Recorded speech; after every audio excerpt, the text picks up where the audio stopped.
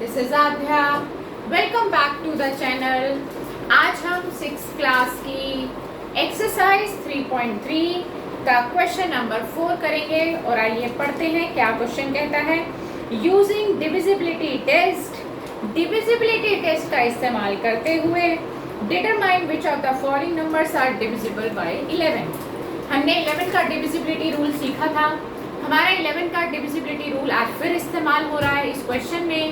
तो आइए देखते हैं एक बार फिर से कि डिविजिबिलिटी रूल ऑफ 11 क्या कहता है। ये हमारी एक्सरसाइज है 3.3 का क्वेश्चन नंबर 4। आइए एक क्वेश्चन को करते हैं, एक पार्ट को करते हैं और बहुत अच्छे से समझेंगे कि क्वेश्चन में कैसे हमें 11 का डिविजिबिलिटी रूल लगाना है। हम इसका सी पार्ट ले लेते हैं, ठीक है। इसका सी पार्ट है 7 1 3 8 9 6 5, ठीक है। ये नंबर है। इस नंबर को आपको 11 से चेक करना है। तो रूल क्या है, एक बार फिर से एक बार रिकॉल करते हैं। पीछे से ऑड इवन लिखना आपने शुरू करना है। This is odd, this is even, this is odd, this is even, odd, even, odd, ठीक है। आपने यहाँ पर डिजिट को नहीं देखना कि डिजिट इवन है या ऑड है। हम प्लेसेस देख रहे हैं। पहले नंबर के प्लेस पे आ रहा है इसलिए ऑड, सेकेंड नंबर के प्लेस पे आ रहा है इसलिए इवन। तो हमें क्या नहीं देखना, हमें डिजिट नहीं देखनी कि वो ऑड है या इवन है, हमें प्लेस देखना है।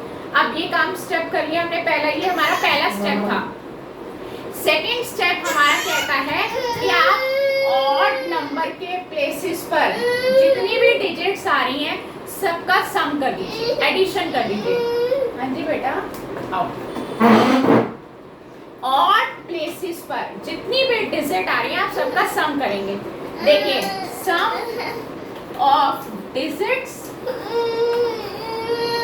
एट ऑड प्लेसेस, ठीक है।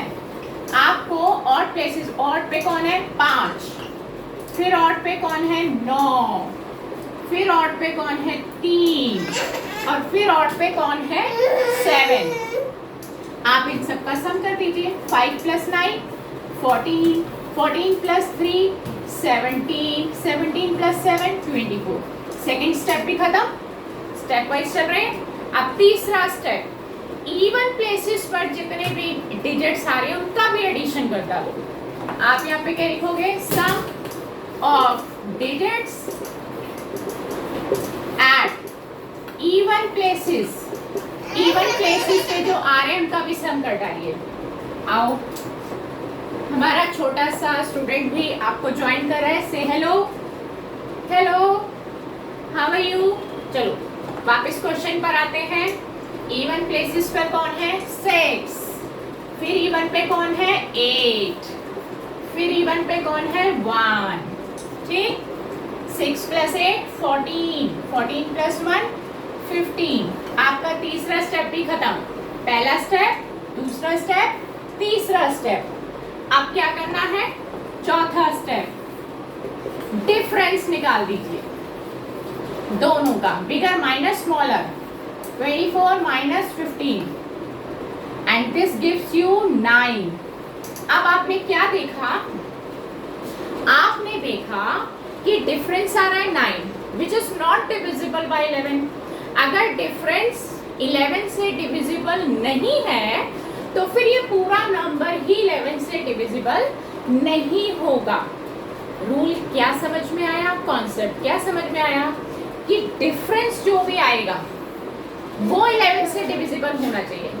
सपोज यहाँ पर आ रहा होता 11, 22, 33, 0, तो वो सब तो 11 से डिविजिबल होते हैं।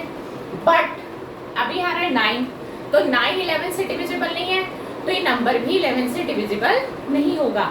पर अगर 11 से हो रहा होता तो ये नंबर भी 11 से डिविजिबल होता। तो कॉन्सेप्ट हमारा 4 स्टेप में ही खत्म हो जाता है।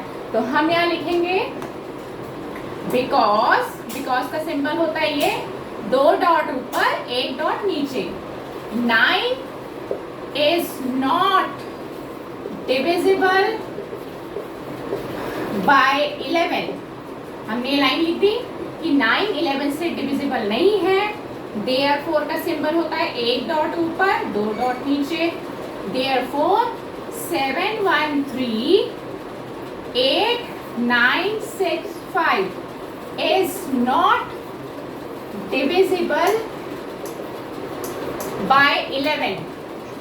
ठीक है, आपको समझ में आया है क्वेश्चन कि 4 स्टेप लगेंगे और 11 का डिविजिबिलिटी रूल आपके सामने। मेन मुद्दा क्या है, डिफरेंस क्या आ रहा है। अगर डिफरेंस 11 से डिविजिबल तो नंबर 11 से डिविजिबल, और अगर डिफरेंस 11 से डिविजिबल नहीं है तो नंबर भी 11 से डिविजिबल नहीं होगा। तो नेक्स्ट क्लास में एक नए क्वेश्चन के साथ आपसे फिर मुलाकात करेंगे। तब तक अपना ध्यान रखिए, बहुत अच्छे से स्टडी करिए। गुड बाय फ्रेंड्स, से गुड बाय फ्रेंड्स।